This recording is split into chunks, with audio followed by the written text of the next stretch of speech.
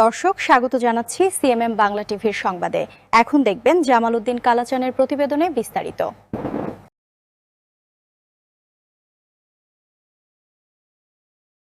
হঠাৎ করে ইসরায়েল এবং মার্কিন যুক্তরাষ্ট্র এক হয়ে বিশ্বের ইসরায়েল একটি সন্ত্রাসী রাষ্ট্র আর মার্কিন যুক্তরাষ্ট্রের সরকার ট্রাম্প সেও একটি সন্ত্রাসী সরকার ব্যবস্থা।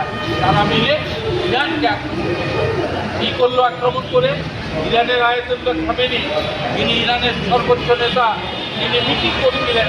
তার সেই মিটিংয়ের মধ্যে অবস্থান করে তার মিটিংয়ে সে গোলাবারুদ নিক্ষেপ করে আয়াতুল্লাহ খামেনিকে হত্যা করেছে।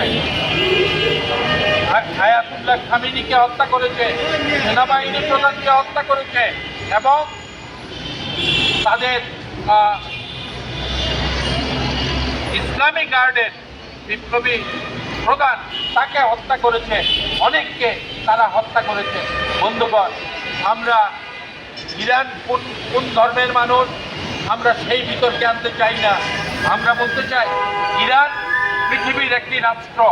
তুমি ইরানের সাথে পারমাণবিক আলোচনা করবে আর এদিকে আলোচনা অব্যাহত রেখে তুমি তার উপর আক্রমণ করবে।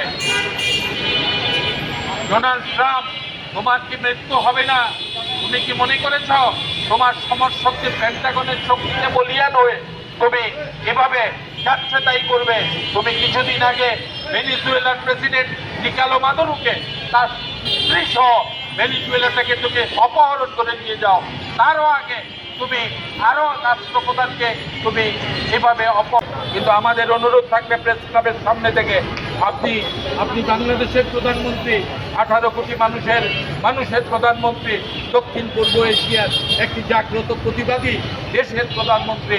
আপনি উদ্যোগ নিন, আপনি ডোনাল্ড ট্রাম্পের সাথে কথা বলুন, আপনি ইসরায়েলের নেতানিয়াহুর সাথে কথা বলুন, আপনি তাদের সাথে আলাপ করুন।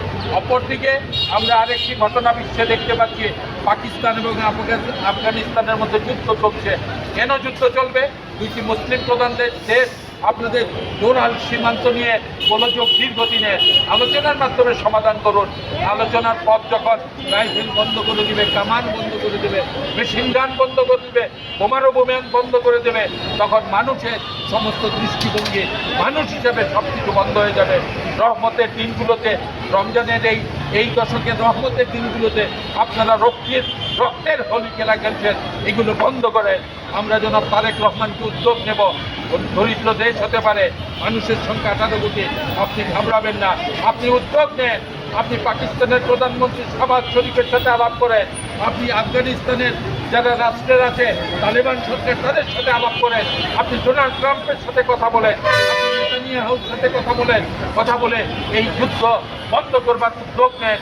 আপনার উদ্যোগ তারা শুনবে না, নাও শুনতে পারে, কিন্তু আপনার উদ্যোগ বিশ্ববাসী আপনার সাথে থাকবে।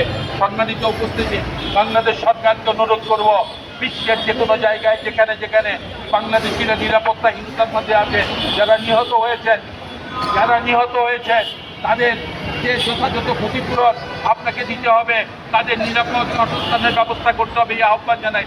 বাংলাদেশে যারা এই আক্রমণ এবং আফগান এবং পাকিস্তানের যুদ্ধ, এগুলো যারা বিরোধিতা করতে চান, গণতন্ত্রের স্বার্থে, মানুষকে রক্ষার স্বার্থে, মানুষকে এগিয়ে নেওয়ার স্বার্থে, মানুষের মনুষ্যত্ববোধ জাগ্রতের স্বার্থে আপনারা যারা এগিয়ে নিয়ে যান, রাজনৈতিক সামাজিক সংগঠন, ব্যক্তি পর্যায়ে সকলে ঐক্যবদ্ধ হয়ে এই প্রতিবাদ গড়ে তুলেন। মনে রাখবেন, আজকের বিশ্ব লক্ষ লক্ষ প্রতিবাদের মধ্য দিয়ে আজকের এই বিশ্ব, আজকের এই বাংলাদেশ, লক্ষ লক্ষ মানুষের প্রতিবাদ, মুক্তিযুদ্ধের অর্জন, জুলাই আগস্টের গণঅভ্যুত্থান, সব কিছু মিলিয়ে আজকের এই বাংলাদেশ নীরব থাকতে পারে না, বাংলাদেশ তার নির্বাক থাকতে পারে না। বাংলাদেশের মানুষকে এগিয়ে আসতে হবে।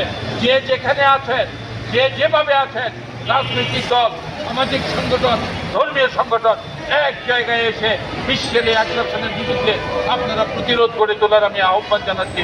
এবং নাগরিক সংঘ আজকে যে উদ্যোগটি নিয়েছে, ছোট হোক বড় হোক সেটার প্রশ্ন নয়, বিশ্ব বিবেকের কাছে এই প্রশ্নটি হবে। ঢাকার প্রেস ক্লাবের সামনে তারা দাঁড়িয়ে এই প্রতিবাদটি করেছে, তাদেরকে আন্তরিক অভিনন্দন জানিয়ে আমার সংক্ষিপ্ত বক্তব্য শেষ করলাম। আপনাদের সকলকে ধন্যবাদ। আসসালামু আলাইকুম।